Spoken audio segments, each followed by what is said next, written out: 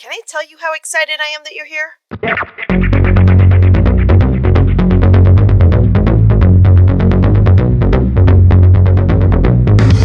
Hey everyone, thank you for coming to Reppin. I'm Evelyn, your host. I am so excited about my guest today. She is immensely talented, and she's also pretty damn sweet. She is an 8-time Emmy winner. Yeah, count them, 8. From 1986 to 1992, and then again from 2006 to present day, she has been on Days of Our Lives as Kayla Brady and a part of the enduring and iconic story of Steve and Kayla. She, along with co-star and good friend Stephen Nichols, play these beloved characters, winning a stunning list of awards and coverage of them absolutely blanketed magazines and entertainment outlets. Her other credits include General Hospital, This Just In, Chasing Life, As the World Turns, and The Bay. And if that wasn't enough, my guest is also a producer, blogger, and entrepreneur.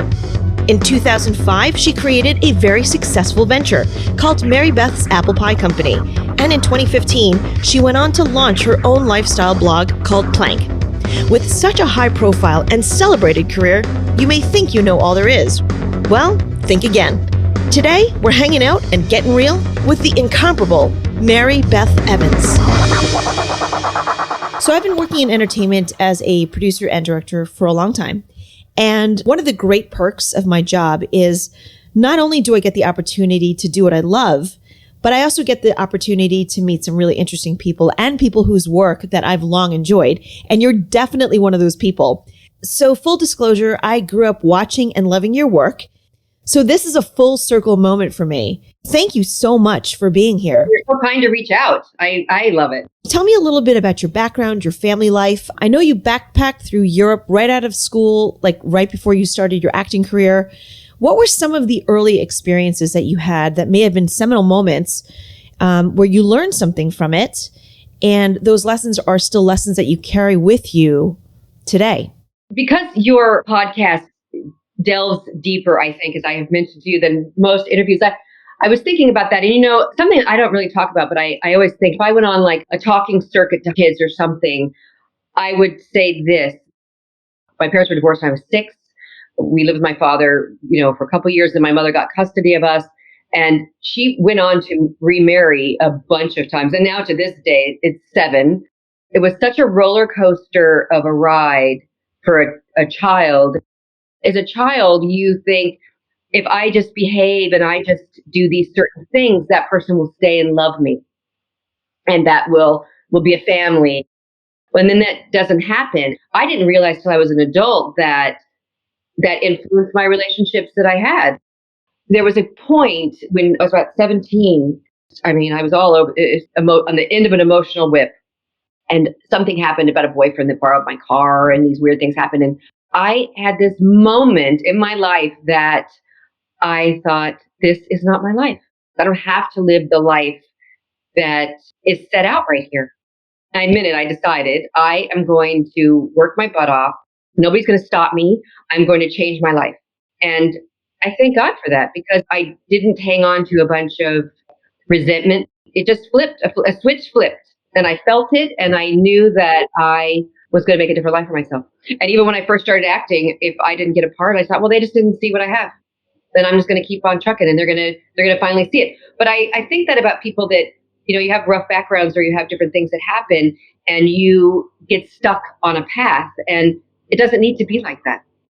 And I think my whole life has been a hustler, and not in a bad way, but just work really hard. Right. Somebody had just said to me recently about retiring, or what. I'm like, retiring? Like, it's not even a thought to me about retiring. And I feel like I'll just be Where's the Beef grandma, and I'll just hustle till I drop. Thank God. We want you around. I will know from having 3 kids, that's a very difficult thing to teach, is to have that in you, that you always have to be working. And even though my husband's had a great job, I've always wanted to work because I want to be a contributor, and I want to be part of the whole everything. And I think it's kind of cool. My kids have that work ethic. I think it's just, I always felt like I wanted to have a roof over my head, so I need to hustle. But my point of even sharing that is, your life is not necessarily laid out for you where you can't change it. My background and what I made for myself are very different. I really made a conscious decision to change my life. And I have, a beautiful relationship with my husband that we have worked. I mean, we're happier now than we ever have been. And we are enjoying the fruits of that, which is our grandkids now and our kids being successful in their own ways, happy. And I mean, everybody has said that about me that knows my real story, that a flip, that, to make it something completely different than where I came from. I really appreciate you being so open about it. To be able to see the solution, but also to actually make that switch. And at 17 is amazing. I think at 17, I was like trying not to crash the car. No, because at 17, like I said, my parents were divorced when I was 6. I came to live with her when I was maybe 8.5 or 9. And then the roller coaster ride. So it's already, you become an adult. I mean, by 6th, 7th grade, you're already kind of an adult because of everything that you've been going through. You know what I mean? Yeah. When you ask about what's a changing thing, there's that. And when I hear people who get stuck I know many people my age who are still dragging around their relationships that they have with their parents and how it ruins their life still. And I just feel like you don't need to have 2 bad lives. Like, it was bad when you were young, so figure out how to flip it. I know so many people who their relationship with their father, mother, whatever, still messes with them because everybody's got their own thing and they can't necessarily, but your life would improve and things would get better if you could find a way to, but not everybody can. Yeah, it's really hard. But I think it says a lot about you and your strength, your perspective, and your resilience. Using that word, I will say that I do think that people are born with certain personalities. And I think that I have a very resilient personality. And I think I'm also, and maybe from training as a kid, but I'm very good compartmentalizer. And I wake up happy every single day. So I have those things going for me. But the bummer is that when something kind of bad happens, it's so debilitating for me. But it lasts like 24 hours. And then I find a little box to shove it in. So I'm not sure that's all healthy, but it works for me. Hey, you know what they say? If it ain't broke, don't fix it. Still, I just think the fact that you were able to do what you did at 17 is incredible. I also want you to know, I met so there at 17, at 19, I met my husband, who was from the East Coast and was so different than the surfer boys that I was growing up with in Orange County. And he was an adult at 24. I was 19, he was 24. He was an adult. So he came into my life so young, of being this incredibly positive, giving, loving male. I think it kind of balanced my life out. He was this really strong force and beyond loving and demonstrative person that I think that gave me an incredible balance in my life. It seems like you definitely have a very strong foundation with the family that you've built with your husband. I know that you guys have been married for a long time, and that's not to say that you haven't faced your challenges, because like everything in life, it's all ebb and flow, right? But, just having followed your career the way I have and doing the research, it does seem like your family and having your own personal space, away from the cameras has been a real grounding force. Is that fair to say?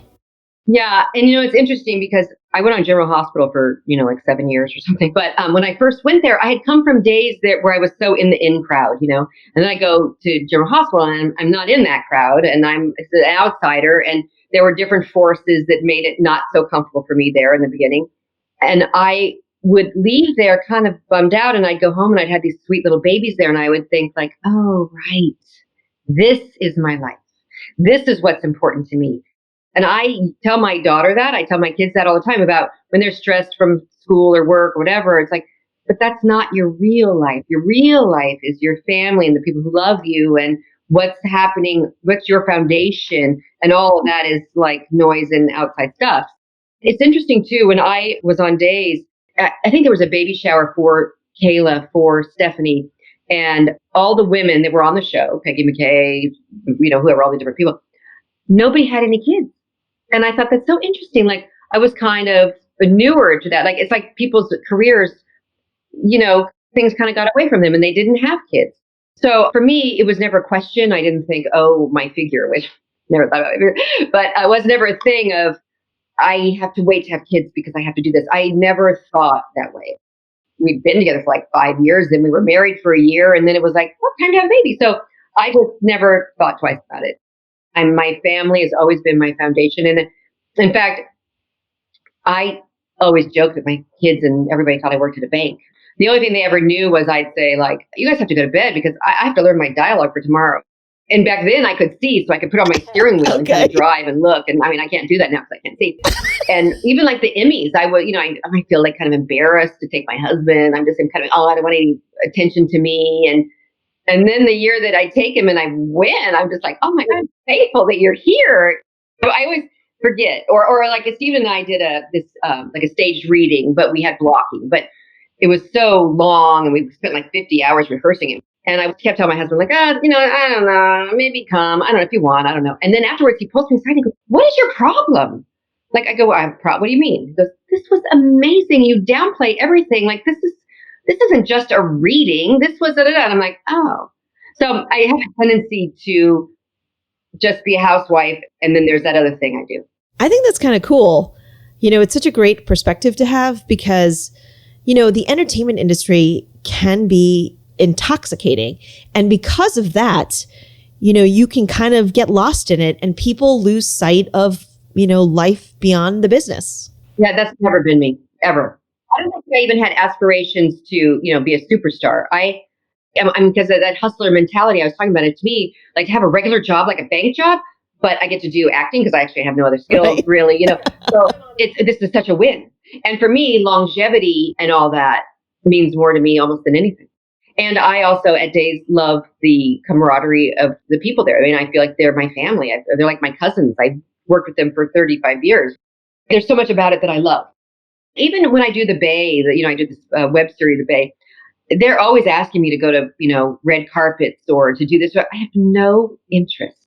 I know all the young people who love these red carpets. I have no interest. So don't even ask me because I just feel bad about saying no. So I've never been a Hollywood party person. I've never done it. I've never schmoozed. I've never done anything like that. I mean, really, honestly, that's one thing I like about soaps too, is it's generally family people. I mean, all the people that have stayed a long time have wanted to support their families and have a regular life. But those are the things that really count, right? Longevity and balance. But, there is a level of expectation and imagery that comes with working in entertainment. And I'll be honest, in my 20s, that's what I wanted because, it looked awesome. And I thought that was a life you were supposed to lead. But as I got older and with life experience, it was important for me to simplify things and to try to live the most authentic life. So my core group of friends are from childhood, from kindergarten, from high school, and most of them don't even own televisions. So when I'm not working, I'm not working. It's interesting to say that also, like, I live a life mentally like I work at a bank. Like, I don't think of myself in that. And I'm always a little surprised if people are staring at you, think, like, is it and oh, right, maybe they recognize me. But I have 3 super close friends, and they've been my friends since high school. And those are the people that I hang with now. Exactly. And like all those days friends are my super friends.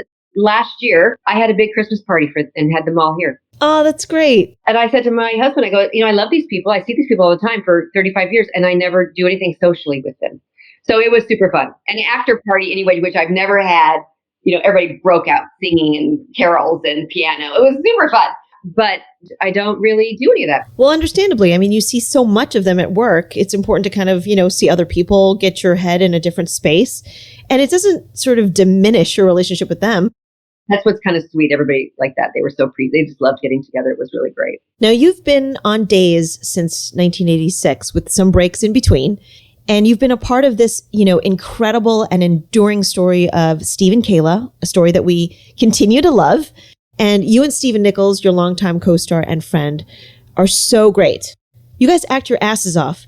And shooting at the very fast pace that you do, it's really hard to do it and at that caliber consistently. I don't know how you guys do it.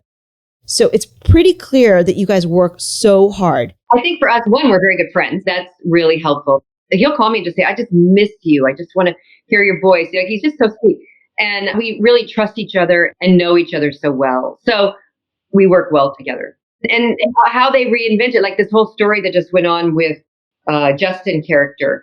And when we all first read it, we're just like, oh God, nobody's going to like this. and Wally, who plays Justin, he kept saying like, oh, I'm the underdog here. This is never going to work, And it actually ended up being really sweet. And we really tried to just say, if you're in these circumstances and you have an old friend and your husband now has ditched you, doesn't want you anymore, this could easily happen. And I really wanted to commit to that, where, I always think, oh, nobody's going to ever want me to ever be with anybody else, which they don't. But this is true. What fans and viewers have to always understand is that they keep trying to reinvent to have us reunite. And so whatever the vehicle is to that, you hope people are supportive. But I know that a lot of people talk in social media, and I don't actually read it and don't pay attention to it. But I do know that there's chatter and people get so upset. And I did say at one point, like, just go along for the ride. Absolutely. I mean, the reality is that if your characters are happy, there is no conflict, there is no drama, there is no story. Right.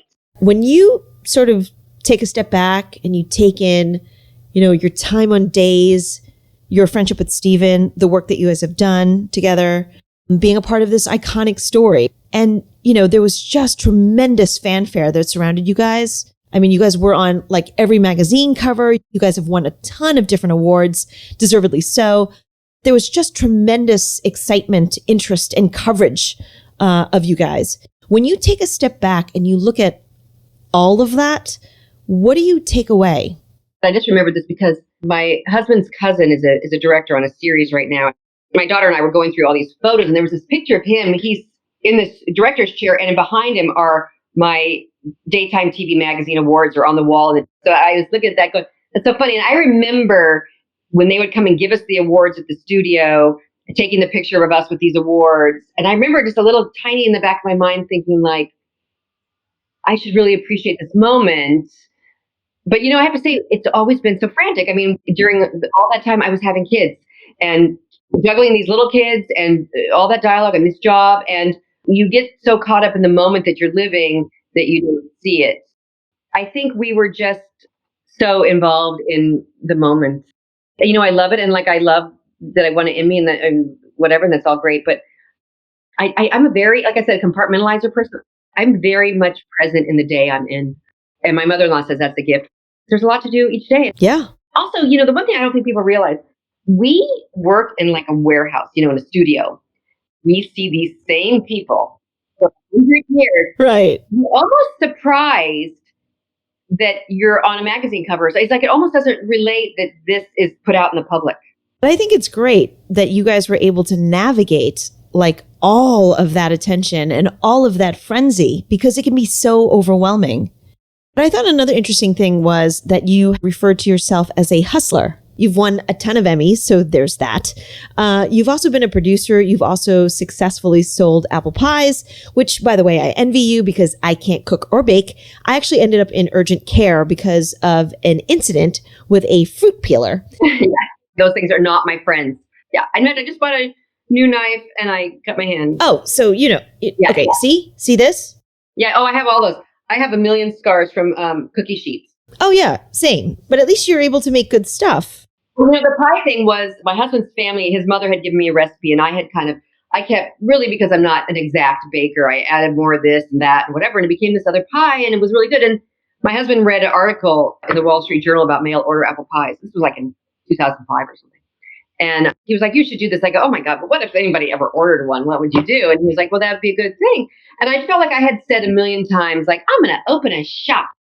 So I thought, well, maybe I could. So I started by just with a friend coming up with a logo. And then I worked with another friend and we wrote my little story. And I sent them out to like all the private school moms in my area. And I got, quite a lot of orders. And so then I put like a little blurb in Soap Opera Digest about it. So I got a ton of orders. And we were just making them from my house. Oh my God. But you would get like a huge pie frozen. Like I made it here in my kitchen and put it in the freezer and sent it to you. It was problematic by dry ice and stuff like that. But then somebody said you should take it to the fancy food show. So I was like, oh, okay. And then my husband was like, say yes to everything. So what happened when you did? QVC, I sold 3,000 in 7 minutes on QVC. That's amazing. And by then QVC had found me somebody to make them for me. And then I came up with this cute little idea in a brioche cup, little apple pies and pumpkin pies. And I sent them to Williams Sonoma on a whim. And they were like, these are great. Let's do it. And I could never, I never made any money, but I was like their number one seller. That's awesome. After a while, my husband was like, how much do you want to keep losing on your pie business? So I'm like, yeah. Yeah, but still, it was a hugely successful run. And then you jumped from there to blogging. You have this great blog called Plank. I did 150, I think, entries.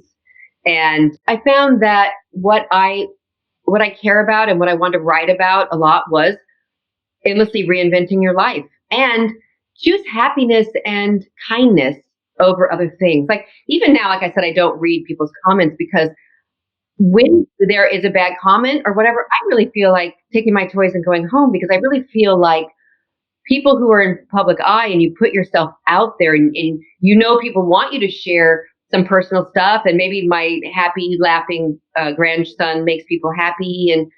But then when somebody says something bad, you're thinking, but are you equally sharing? You're at home in the privacy of your home, spewing out junk from your computer anonymously. And I think that's unfair. Like my grandmother, honestly, as basic as my grandmother said, if you have nothing nice to say, don't say anything. I don't know why people go out of their way to say mean things.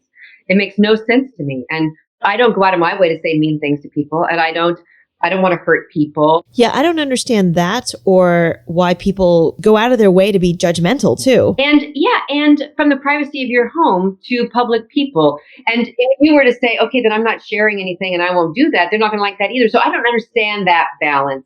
I just try to, keep it light. In that blog, I wrote so much about that. And after a while, I felt like I was kind of saying the same theme, because that is my theme. That is my through line in life. And when people are my age say, I'm just so tired, that didn't work out, I'm so tired, I don't want to do it again, or I just feel like, well, you only get one life shot here, so you got to pick yourself up by your bootstraps and go forth. And in fact, going back to that mother who had been married many times, one husband died, and she said, he just spoiled me. He brought me breakfast in bed every day. He did all these things, and how will I this? And I'm like, I go, well, how about you change the way you think about it, and you say, how blessed was I that I had that time and I was treated like a princess, and that was super great. But now I am where I'm at. So what am I going to do now? I need to pick myself up by my bootstraps, and I need to go forward and make a new life. I think it's a hard lesson though. And you're laying it out in this really great way that your life, for the most part, it's about choice. It's a choice to be positive. It's a choice to be kind. But seeing that and then making that choice is, I think, where people kind of get hung up on. And I really respect that you also understand that, not everybody has the same DNA that you do. But it is great that you're leading by example. That's all I can do, because I don't have that personality. But you know what? 3 or 4 people in my life are not like this, that I spend a lot of time pep talking.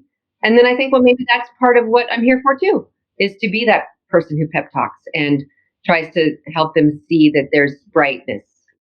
I would like to leave this earth with no regrets. In fact, when people tell me about regrets, and I'm just like, what? It's just a wasted energy in my book, because it happened already. And if you think about a past experience, it was a day or a month, year, whatever it was. But in 2 seconds, it's history. But I did my best. Regrets are of something that happened already that you can't do anything about.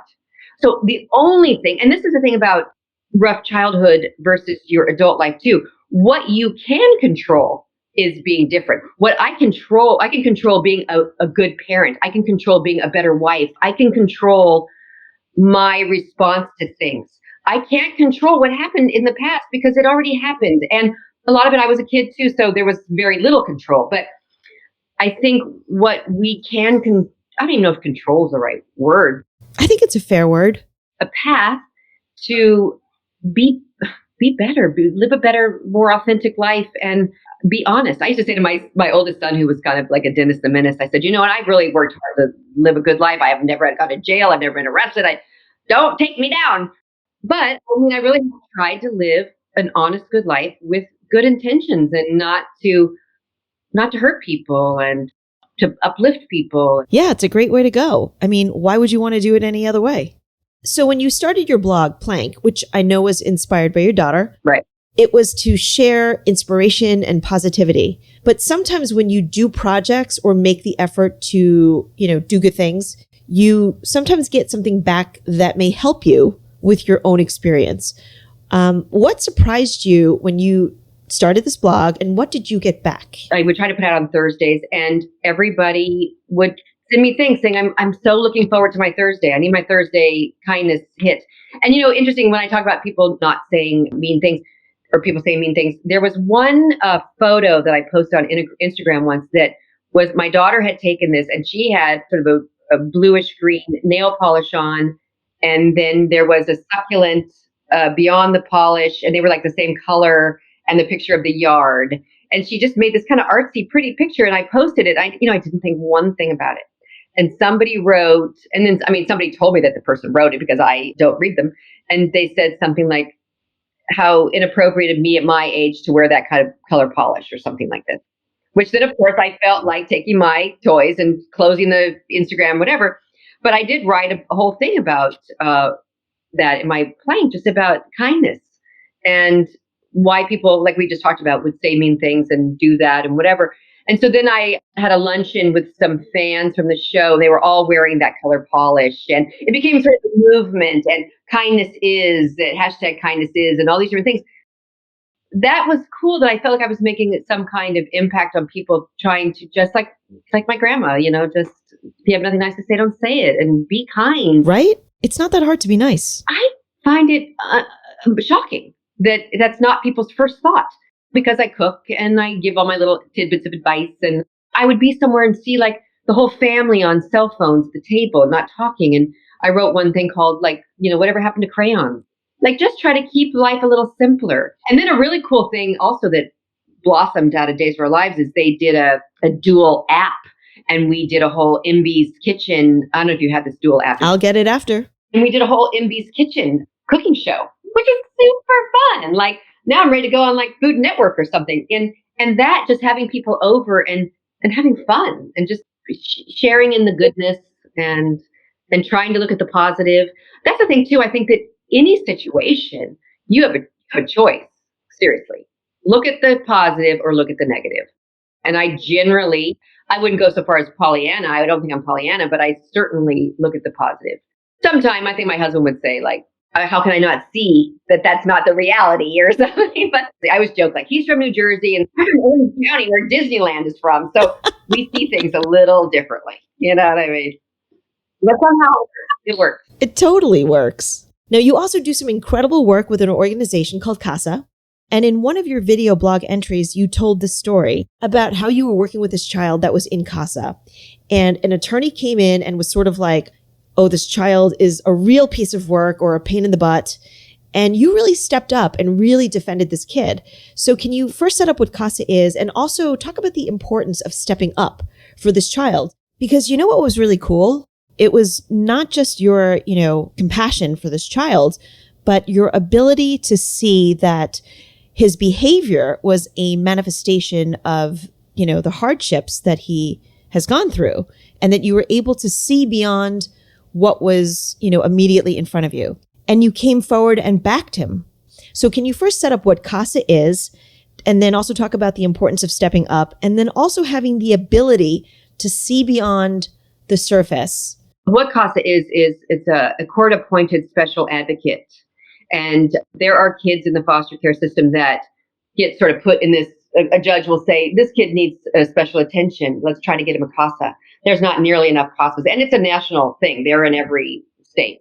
So they will give you a case. You have to go through training and whatever, and you get sworn in by a judge. And they'll give you a case, and you visit this child. You interview different people in his life, and you figure out what's going on with them. When I first took the training and had to write the first report, I was at my dining room table. I just went to high school. I did not go to college. And I had, all these books and papers. I was there for like 3 days. And my daughter and my husband, who were both, my daughter's an orthodontist, my husband's a doctor. And they kept walking by going, poor you, you'll be okay. You'll get it, whatever. But once you figure it out, actually, the reports are very easy to do. The thing about it is, if you meet these kids, especially kids who end up in group homes, it is so, so difficult. And they get shuffled around with their trash bag of their things, and things get stolen. It's so, so rough. And a lot of people who are assigned to them, social workers or lawyers, whatever, they see them for a sec and they like that guy, he assessed them as being difficult, whatever, because he goes and talks to him and the kid's angry. He was taken away from his mom young and just so many things. He's just angry. And if you get to know them, I spent a lot of time that particular summer with that kid. I got him signed up for basketball camp. Nobody would drive him. The group home wouldn't drive him. So I went and picked him up and took him to the camp. And even in the very beginning, I went over to his house, the group home, and thought, I'll take him to a pool and we'll go swimming. He didn't want to go and he was being all sassy with me. And I was there in my total, I wear like a swim costume. Like I got my board shorts and ready to go and he won't go. And it was only because another kid in the group home was like, I'll go. I'd love to go. Let me go. And then he was like, okay, well, yeah, I'll go. I spent a whole summer building his trust and then really fighting to get him back with his mom. At 12 or 13 years old, he was angry and in a group home. Funny because in the beginning when he would never look at me, at the very end, he got back with his parents and I went to visit him one more time and bring him some clothes and, I always bought him gifts. And we met up, I think at a 7-Eleven. I came and sat in my car. He was so gregarious and happy and laughing and giving me a hard time and stuff. And I just thought, how great. Like what a transformation from the guy that I had met that wouldn't even give me eye contact. That's so awesome. And then another kid that I had was placed with his great uncle, who was such an advocate for this kid. And it was just such a great situation. And now actually I'm also every year I give a lunches. It sounds so silly. And when they ask me, I give them like lunches with me in the auction and they've gone for quite a bit of money and we've raised a lot of money. They even honored me one year and I got like a whole declaration from the city of Los Angeles. I'm like, sheesh. But it was cool because I wrote a really good speech and my kids were there and they were really proud of me and it was really like giving back and swell. So even if I don't have time because my workload's a lot and I can't take on the commitment of a child, I raise money for them. However I can help. It's great that you make a point of doing that, but a lot of people are still very quick to pass judgment. You didn't do that. Yeah, but you also in your training, they work a lot about that. Like this in particular sticks out with me. They gave us this drawing and it was this apartment where total mess everywhere. The mom's on the couch smoking a cigarette. The baby's on the floor. The dad is coming in. He has a lunchbox. The kid is, reaching up. There's bags of groceries on the counter. But the whole place is a disaster. And you look at this and they said, okay, look at this picture and what do you see? And I showed it to I brought it home and I showed it to my kids and everybody kind of said the same thing. Well, disaster, yikes. But actually, the mother is watching the baby. The dad has his lunchbox. He's probably coming from work. The children are reaching up to him. They are attached to him. There are groceries sitting on the counter. So it's really about looking at these things differently. I think that's awesome that you have that perspective. Now, you have all these amazing avenues that you're sort of involved in, from your, fans and work from Days of Our Lives and really all of your on-screen work. Then you've got all your work with Casa, you've got Plank. So you have all of these different outlets and avenues. Can you tell me a moment where it hit you that you actually realized that you made an impact? I think it was with that particular boy. It's interesting because judges actually, at least in LA County, they take that Casa letter as gold because you are the eyes and ears for the judge, because they're the social workers, the attorneys, everybody's spending 2 seconds with him, but the Casa person is actually getting to know every person that's involved in this child's life and this child. And when you sit at the table, it's you and the child. That whole thing that he got back with his family after, the couple of years I was with him, or a year and a half or whatever, I felt was like, okay, that changed someone's life. And I hope that through Plank and through these different avenues that people take a little thread of that. I mean, people have said that I have made an impact. I hope I don't do it to do that.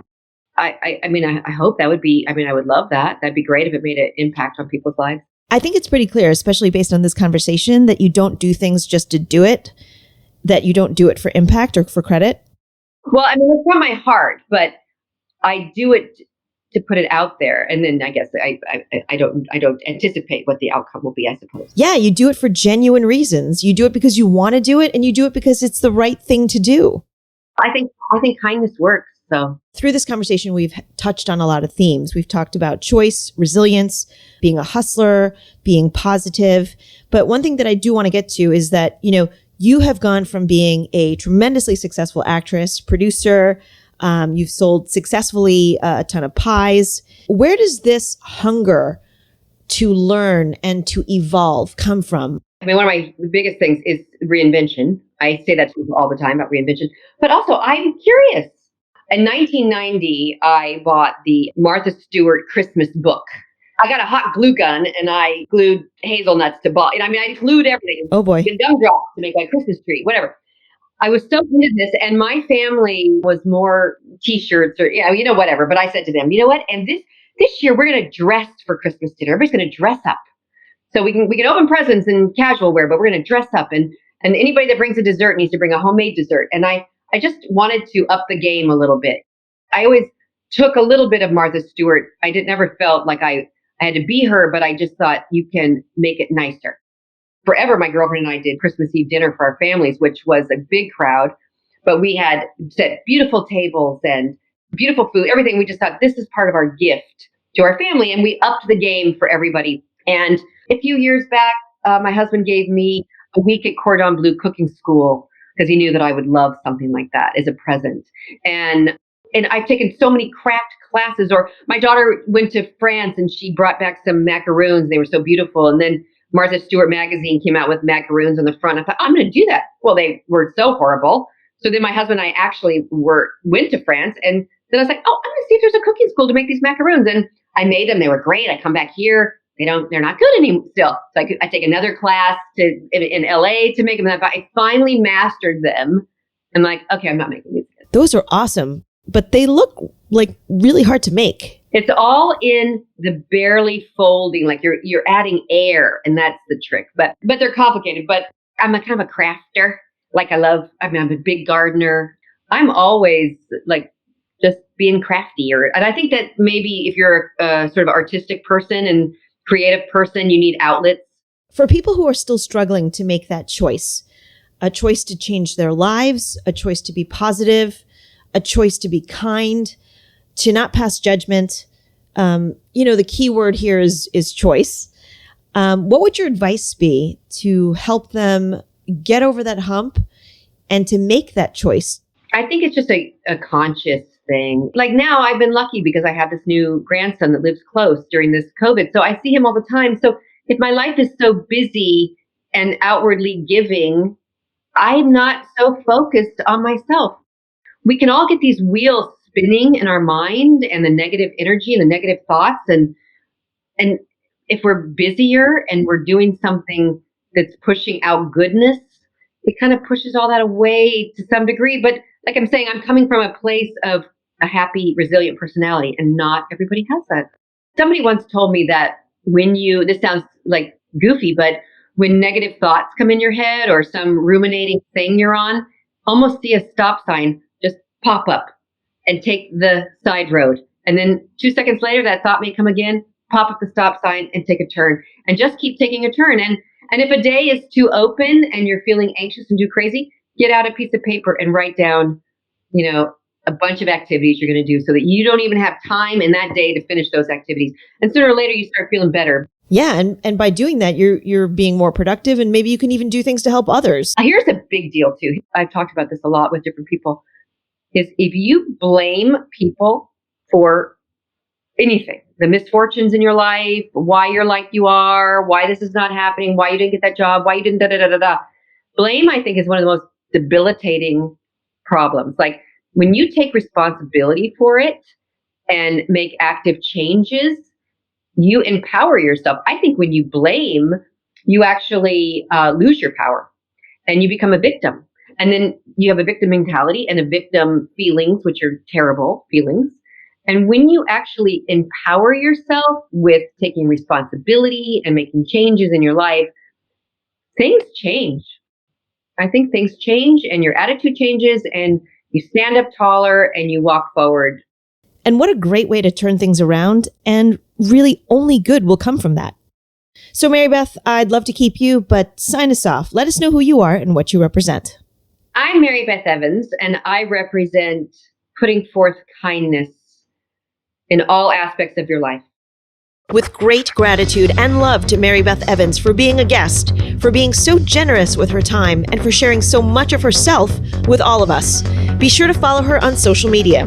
Links are provided in the episode description. We'll be taking a break for the holidays, so it's a good time to binge on Reppin, because we've had the privilege of having some awesome guests, like John Huertas from This Is Us and Castle, to the New York Times bestselling author Angie Thomas of The Hate You Give, Maktis Keshavarets, founder of The Make Agency, a strategic media and public relations firm, Artie Sequeira from the Food Network, Osric Chow from Supernatural, to Jamie Margolin, founder of the youth climate action organization called 0 Hour. They're all sharing their personal stories with you, because representation, or Reppin, isn't just about race, gender, and orientation. It's also about courage, smarts, grit, empowerment, love, and so much more. Reppin is an effort to make a positive contribution, to inspire, and to uplift. So don't miss one episode. See who these notable people really are, what they show up for, and what they represent. Help us pay it forward. Share Reppin with your friends, subscribe, and leave a review. And tweet me at Reppin Podcast, and follow me on Instagram at Reppin_podcast. Thanks always to Nelson Pinheiro, my musical composer and technical director, for all of his time, talent, and care. Love and thanks always to Gracie Kong. Reppin is a Suburban Outlaw Productions. With the holidays right around the corner, thank you to the listeners for being with us. Wishing you and yours a very safe, healthy, and happy Thanksgiving. Please, take care of yourself and each other. Until next time, be sure to stand up and represent.